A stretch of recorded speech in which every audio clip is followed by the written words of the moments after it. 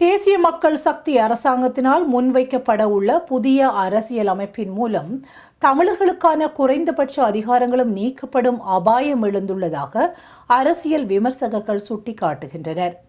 புதிய அரசியல் அமைப்பின் ஊடாக தமிழர்களுக்கான அரசியல் தீர்வொன்றை முன்வைக்க ஆலோசித்து வரும் தேசிய மக்கள் சக்தி அரசின் மேலிடம் அப்படியான தீர்வை வழங்கும் பட்சத்தில் ஏற்கனவே தமிழர்களுக்கு அதிகாரங்களை பகிரும் ஏற்பாடுகளை கொண்ட மாகாண சபை முறைமையை முற்றாக நீக்கிவிடுவதற்கும் உத்தேசித்துள்ளதாக தகவல்கள் கசிந்துள்ளன.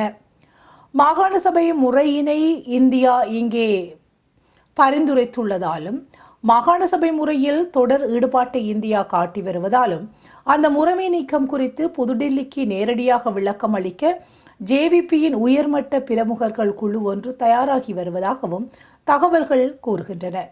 ஏற்கனவே நீண்டகாலம் மாகாண சபை தேர்தல் நடத்தாமல் மாகாண சபை முறைமை முடங்கியுள்ளதாலும் புதிய அரசியல் அமைப்பில் தமிழர்களுக்கான அரசியல் தீர்வு உத்தரவாதத்தை கொழும்பு வழங்குவதாலும் சில சமயம் மாகாண சபை முறைமை நீக்கத்திற்கு இந்தியா தனது பிராந்திய பொருளாதார பாதுகாப்பு நலன் கருதி உடன்படுமாயின் தமிழர்களுக்குரிய குறைந்தபட்ச தீர்வும் அற்றுப்போகலாம் என அரசியல் விமர்சகர்கள் சுட்டிக்காட்டியுள்ளனர்.